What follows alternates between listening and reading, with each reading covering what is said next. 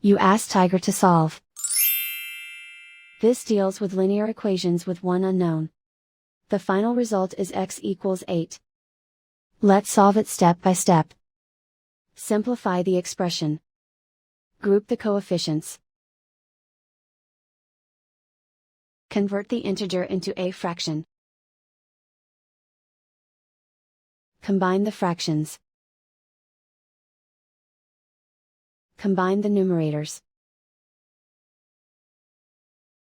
Isolate the x. Multiply both sides by inverse fraction 2 over 1.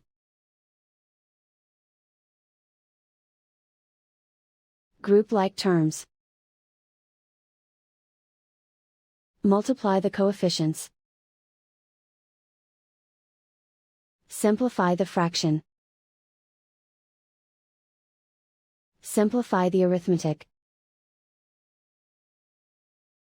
And so the final result is x equals 8.